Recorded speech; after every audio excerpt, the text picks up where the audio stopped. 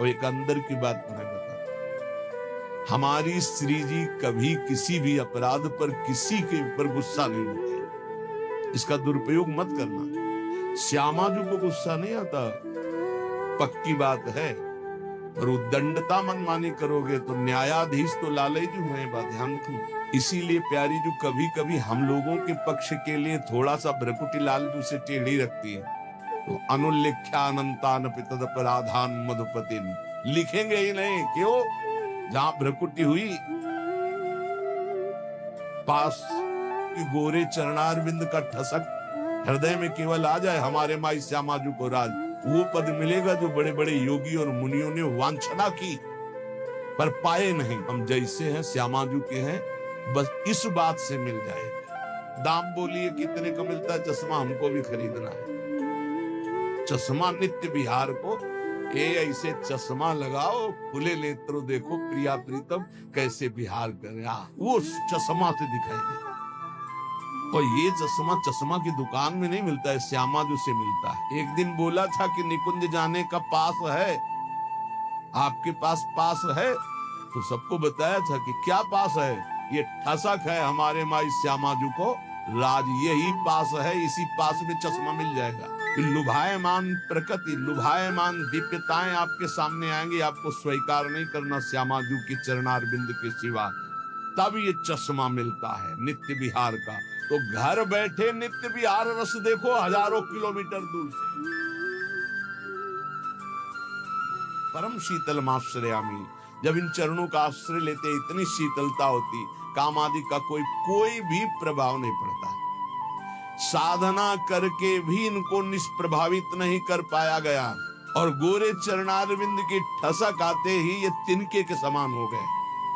जो त्रिभुवन विजेता काम क्रोध लोभ है, ये तिनके के समान हो गए। सच्ची मानना, इन गोरे चरणारविंद का एक अद्भुत प्रताप है, जिनको स्वयं अखिल कोटि ब्रह्मांड नायक परात्परीश अपने वक्षा स्थल पर ऐसे प्रकट रखते हैं। हृदयर्पितम, हृदय में अर्पित ऐसे करते हैं। परम शीतलमाश्रयामी, लालजू के हृदय में उनका हम आश्रय लिए।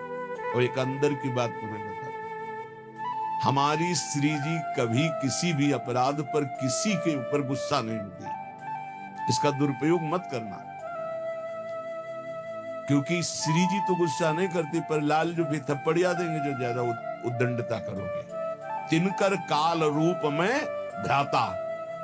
अर्जुन पूछ रहे हैं कौन हो प्रभु, ये आपका विकराल रूप, इतना विस्तार, मैं थर थर कांप रहा हूं, मेरी सामर्थ्य नहीं, मैं देख सकूं, इस समय मैं बढ़ा हुआ महाकाल हूं। भगवान बोल रहे, ये हैं इनके दूल्हा, श्यामाजू के दूल्हा हैं, और कोई दूसरे नहीं है, दूसरों न कोई, यही है, इनके सिवा कोई है नहीं, ये दूल्हा ही है इनके, और कोई नहीं। वही अपने अंश से सब प्रकाशित होते। श्यामाजू को गुस्सा नहीं आता, पक्की बात है। और उद्दंडता मनमानी करोगे तो न्यायाधीश तो लालजू हैं, बात ध्यान रखना। और लालजू जिनके दरबार में न्याय प्राप्त करते हैं, वो हमारी श्री लाडली जी है। वहां का न्याय श्री जी की मुस्कान से होता है, और न्याय की बात सुनाने के लिए सखियां हैं। इसीलिए प्यारी जो कभी कभी हम लोगों के पक्ष के लिए थोड़ा सा भ्रकुटी लालजू से टेढ़ी रखती है, क्योंकि कैसे हम अधमों का निस्तार होगा तो उन्हीं की लेखनी से। तो अनुल्लेख्यानंतान पितदपराधान मधुपतिन लिखेंगे ही नहीं। क्यों? जहां भ्रकुटी हुई, पास सच्ची मानिए बड़े भाग्य होंगे जो गोरे चरणारविंद की ठसक में आ जाए। हमारी प्यारी जू की महिमा को, प्यारे जू की कृपा से जब आप जानोगे तब समझ पाओगे। पर मान लो, अम्मा ने कहा ये बप्पा है, तो मान लिए बिना तर्क के। तुम जान भी नहीं सकते थे कि तुम्हारे बाप कौन है, तुम्हारी माँ ही बताई।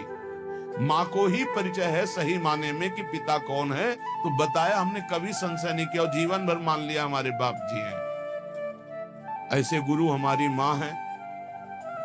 तो हमारे असली जनक कौन है, ये गुरुदेव रूपी माँ बताती है। तो मान लो, उसमें तर्क मत करो। हमारी प्रार्थना मान लो, कलिकाल है, इस कलिकाल में बहुत जोर की कृपा की आंधी चली है, निकल चलो। गोरे चरणारविंद के प्रभाव से निकल चलो श्री धाम वृंदावन में बैठ के कहते हैं। और यहां हम कहने कि गोरे चरणारविंद का ठसक हृदय में केवल आ जाए हमारे माई श्यामा जी को राज, वो पद मिलेगा जो बड़े बड़े योगी और मुनियों ने वांछना की पर पाए नहीं, क्योंकि तप प्रधान। और यहाँ ना हमारे पास तपस्या न साधना है, हम जैसे हैं श्यामा जी के हैं, बस इस बात से मिल जाएगी। भगवत ऋषि जी महाराज कह रहे बहुत निर्मल भाव से सुनना, उसको कहीं क्यों में तर्क मत करना। भगवत ऋषि जी कह रहे जो और भक्ति के संप्रदाय नौदा भक्ति का विशेष स्वरूप है, वेद के सिद्धांत है, ये सब गंगा की धारा है, जो चाहो डुबकी लगा लो।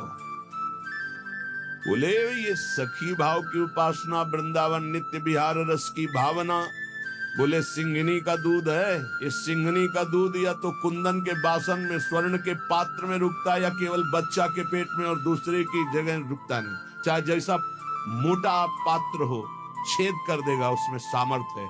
और किसी को पिला दोगे तो किसी की सामर्थ्य नहीं पचा सके, दो ही पचा सके, या स्वर्ण का पात्र और या सिंघनी का बच्चा। तो क्या बनना है? स्वर्ण का पात्र तो बन ही नहीं सकते, ललिता विशाखा आदि की स्थिति साधना के द्वारा प्राप्त कर लो, किसी के बस की बात नहीं।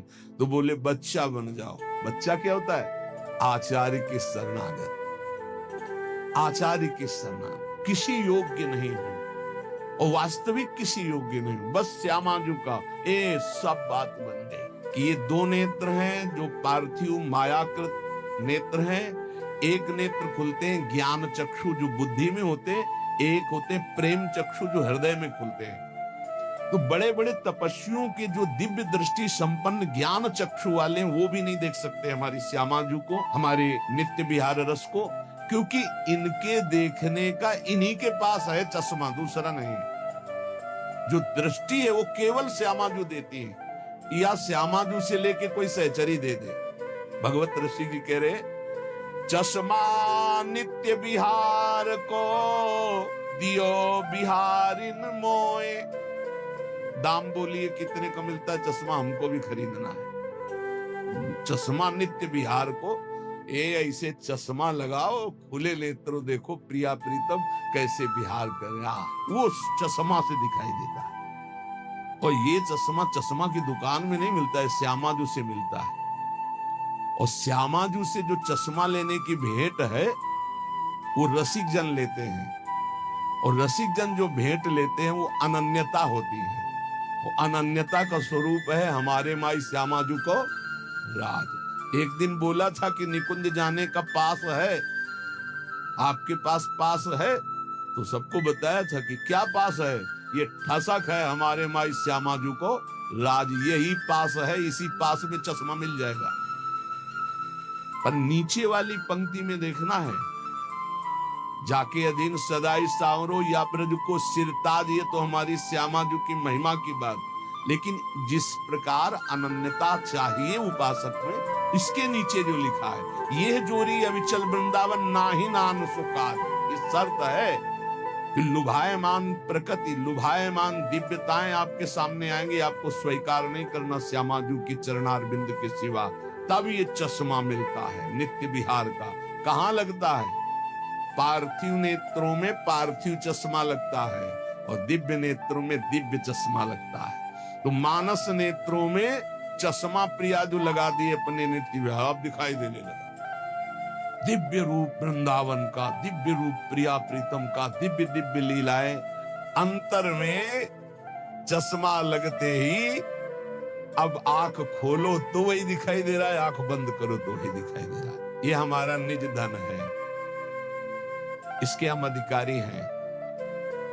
पक्का समझो, अपने बाप की संपत्ति का मूर्ख बेटा भी सरकारी ढंग से भी कानूनी तौर तरीके से वो अधिकारी हो जाता है।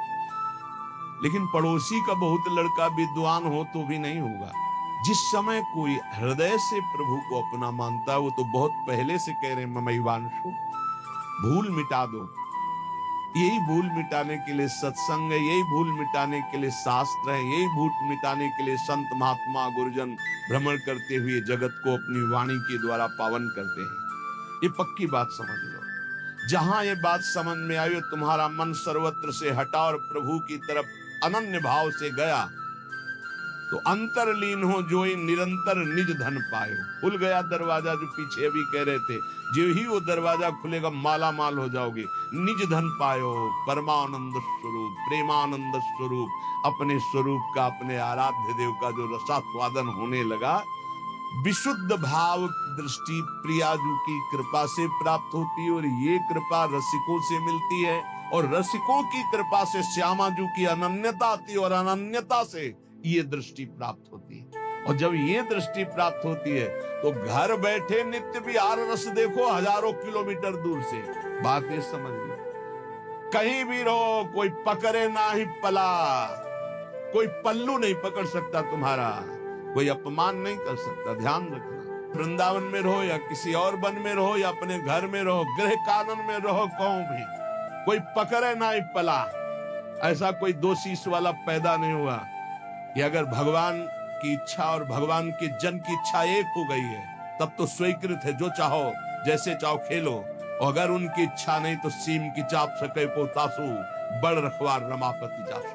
भगवान जिसकी रक्षा करते उसका कोई बाल बांका भी नहीं कर सकता। हाँ, प्रभु की इच्छा और भक्त की इच्छा दोनों मिल जाएं और स्वीकृति हो गई, अब खेल खेलो, कोई बात नहीं, तेरा किया मीठा लागे, अब वो बात अलग हो गई। ऐसे कोई नहीं, बढ़िया दाव लग गया है, मानव देह मिल गई है, अब भगवत प्राप्ति कर लो। पता नहीं आगे कौन सी योनि में जाना पड़े, पता नहीं।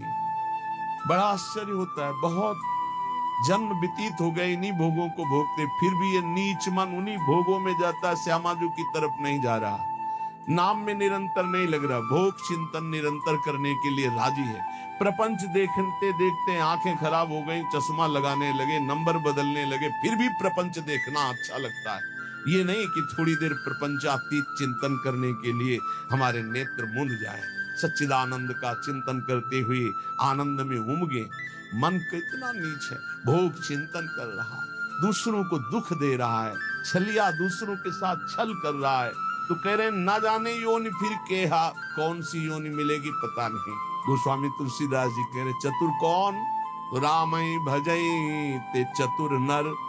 संसार में रहते हुए, संसार के कार्य करते हुए, संसारी पुरुष जैसा बर्ताव करते हुए, अंदर ही अंदर राधा राधा राधा राधा, परम चतुरता।